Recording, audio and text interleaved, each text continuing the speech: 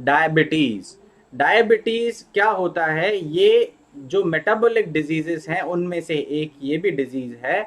इसमें पेनक्रियाज जो है वो उसके जो बीटा सेल्स हैं या तो काम नहीं करते हैं या तो करते हैं पर उतना अच्छे से नहीं करते कि जितनी बॉडी में इंसुलिन की जरूरत है उतनी सप्लाई कर पाए। इसीलिए मधुमेह दो प्रकार का होता है, type 1 diabetes, type 2 diabetes. Type 1 diabetes में पेनक्रियाज पूरी तरह से नष्ट हैं, बीटा सेल्स वो इंसुलिन सीक्रेट नहीं कर पा रहे हैं, बाहर से इंसुलिन देनी होती है। पर टाइप 2 में इंसुलिन तो बन रही है पर कम मात्रा में बन रही है। अब क्यों कम मात्रा में बन रही है? क्योंकि हमने एक्सेस काम लिया है पेनक्रियाज से, हमने चर्बी जमा कर ली है अपने पेट के ऊपर। मान लीजिए मैं एक उदाहरण देता हूं आपको, एक इंसान के ऊपर एक कंबल डालिए, श्वास ले पाएगा? श्वास अंदर बाहर कर पाएगा ना? कंबल पूरी तरह से डाल दिया उसके ऊपर, ले पाएगा। पर 100 कंबल के नीचे आदमी दब जाए और 100 कंबल ऊपर से डाल दें, फिर श्वास ले पाएगा क्या? नहीं ले पाएगा। श्वास लेने में फिर तकलीफ होगी। वैसे ही पेनक्रियाज हैं, फैट सेल्स जब चर्बी कम है तो ब्लड सर्कुलेशन तो जा रहा है पर कम जा रहा है, कम इंसुलिन बन रहा है। पर बहुत ज्यादा चर्बी आप पेट पर डाल दीजिए तो क्या होगा? तो इंसुलिन सीक्रेट नहीं हो पाएगा। और जीवन शैली के संबंध में मधुमेह इसीलिए ही होता है कि पेनक्रियाज काम तो कर रहे हैं पर उतनी क्षमता में इंसुलिन नहीं बना पा रहे हैं और वो सेल्स की एनर्जी प्रोवाइड नहीं कर पा रही है। करना क्या है? एक तो हमको क्षमता बढ़ानी है। अच्छा, दूसरी क्षमता क्यों कम हुआ? एक तो मैंने आपको बताया फैट के कारण, दूसरा हुआ गलत आहार और एक्सरसाइज नहीं करना, व्यायाम नहीं करना। व्यायाम नहीं करेंगे तो क्या होगा? चर्बी जमा होगी, चर्बी जमा होगी तो मधुमेह होगा। इसीलिए हमको करना क्या है, आइए जानते हैं क्या होता है। कारण जो है अधिक आहार का सेवन करना, चीनी या मिठाइयों या मीठे फलों का, मीठी मिठाइयों का जो है जो अपना मिल्क और मिल्क प्रोडक्ट्स है उनका अधिक मात्रा में सेवन करना, मैदे से बनी हुई वस्तुएं, मांस मछली अंडा या नॉनवेज वाली चीजें जो हैं या नशीले वस्तुएं हैं, अल्कोहल है, इन सब चीजों का अधिक मात्रा में सेवन करेंगे तो मधुमेह होगा। उसके बाद अब अशुभ विचारों का भी मधुमेह के ऊपर जो है वो बड़ा प्रभाव पड़ता है, जैसे चिंता करना, मानसिक तनाव या फिर गलत विचार रखना और शारीरिक श्रम कम करना। ये जो है उचित शारीरिक श्रम नहीं करना, साथ ही साथ आवश्यक विश्राम नहीं करना, ये बीमारी के कारण हैं। लक्षण क्या है? बार बार मूत्र आना,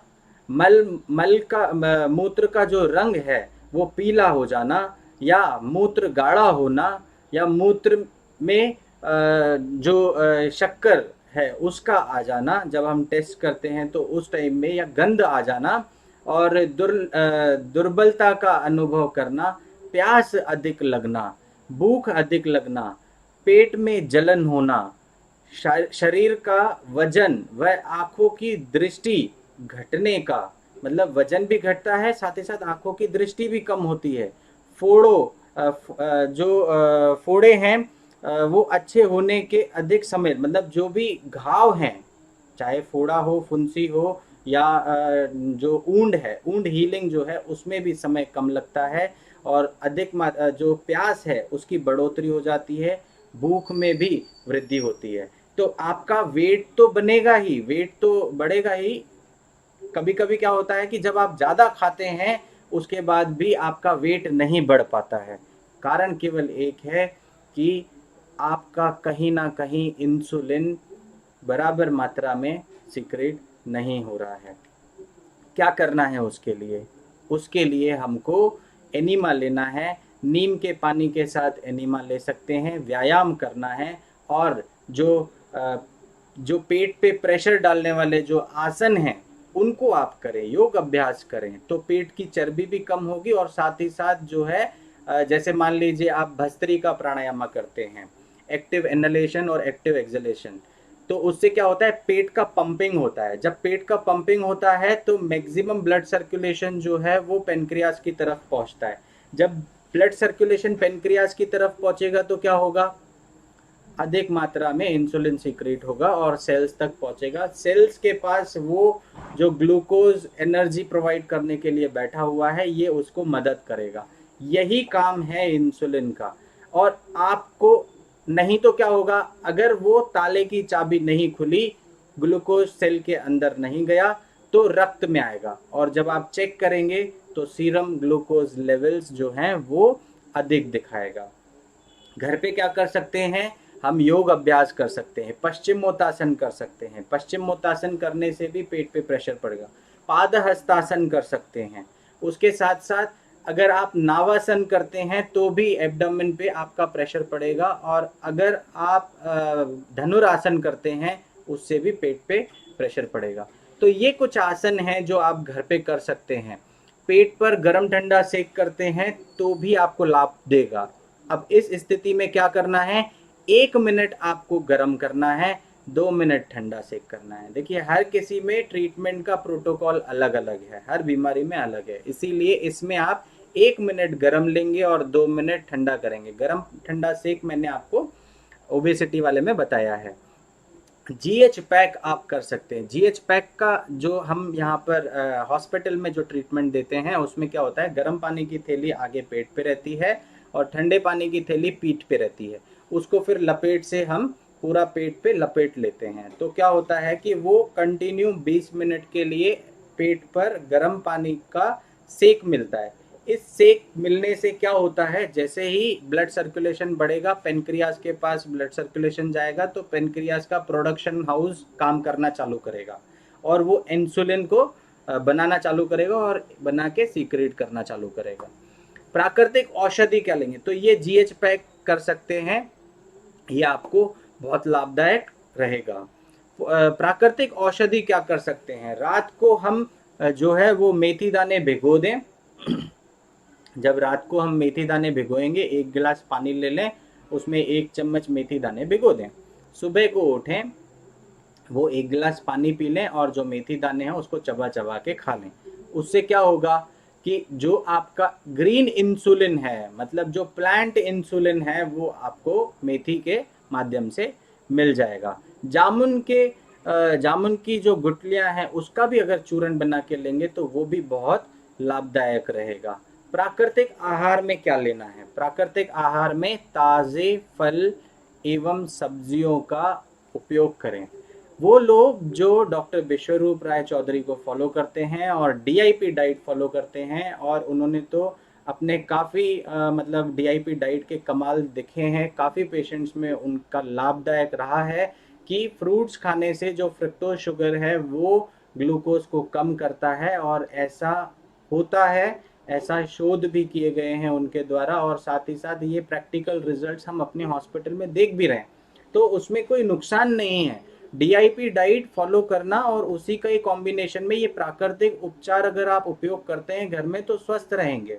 इसीलिए जो आपको डाइट फॉलो करनी है उसमें आपको विशेष रूप से ध्यान देना होगा कि सैलेड्स हों और फ्रूट्स हों। फ्रूट्स आप जैसे वेट के अनुसार वो बताते हैं कि किसी का वेट अगर 70 केजी है तो वो 10 से उसको मल्टीप्लाई करके 700 ग्राम जो है वो फ्रूट्स कंज्यूम कर सकते हैं, और जिससे उनका शुगर लेवल ठीक होगा, और ख़ास करके टाइप 2 डायबिटीज़ में, और वो होता भी है। प्राकृतिक आहार में और क्या कर सकते हैं, विटामिन सी भरपूर मात्रा में लें, जिससे पेट की चर्बी भी कम होगी, और जो सेल्स हमारे काम कम कर रहे हैं वो एंटीऑक्सीडेंट विटामिन सी होने के कारण इसका प्रोडक्शन भी इम्प्रूवाइज करेंगे। करेले का बहुत बड़ा महत्व है क्योंकि ये भी प्लांट इंसुलिन की कैटेगरी में आता है। अगर एक बार मान लीजिए प्लांट इंसुलिन आपको मिल गया और कुछ आपके शरीर ने इंसुलिन बना लिया, इन दोनों ने मिल के अगर आपकी डायबिटीज़ को ठीक कर दिया तो आपको कोई बाहर से सिंथेटिक फॉर्म में इंसुलिन लेने की आवश्यकता फिर नहीं पड़ेगी। उसके बाद में त्याग क्या करना है, जो त्याग करने वाली चीज़ें हैं, अधिक आहार सेवन करने का त्यागना होगा, खाने पे नियंत्रण करना होगा। सबसे ज़्यादा जो त्याग आपको करना है वो नमक का त्याग करना है। आप खाने से नमक को हटा दीजिए, आपकी भूख जो है वो आधी हो जाएगी। आपकी रिक्वायरमेंट आपकी टेस्ट डिसाइड करती है। अगर आप टेस्टी खाना खाएंगे, नमकीन खाना खाएंगे, तो वो शरीर को नुकसान तो करेगा, पर साथ ही साथ आपके मेटाबॉलिज्म को भी अफेक्ट करेगा, और ये कहीं ना कहीं जीवन शैली के संबंध में आपको बीमारी निश्चित रूप से देगा। हड्डियां कमज़ोर होंगी, तो इसीलिए उसको आप अवॉइड करें। मैदे से बनी वस्तुओं को आप अवॉइड करें। मक्खन या घी, तेल, चिकनाई वाली चीज़ें नहीं खानी हैं, जिसके लिए मिल्क और मिल्क प्रोडक्ट्स को पूरी तरह से अपने जीवन से निकाल दीजिए। जितना अधिक मात्रा में आप मिल्क प्रोडक्ट्स लेंगे, उतना जीवन शैली के संबंधित बीमारियों को आमंत्रित करेंगे। मिल्क और मिल्क प्रोडक्ट को अपने शरीर से, अपने भोजन मतलब अपने दिनचर्या से आप निकाल दीजिए। अंडे, मांसाहार या चाय का प्रयोग करना या नशीली वस्तुओं का प्रयोग करना छोड़ दीजिए। चीनी, आलू एवं शकरकंद, ये इनको भी आपको त्यागना होगा। अरबी को भी त्यागना होगा। ये कुछ चीज़ें हैं जो आपको अवॉइड करनी है।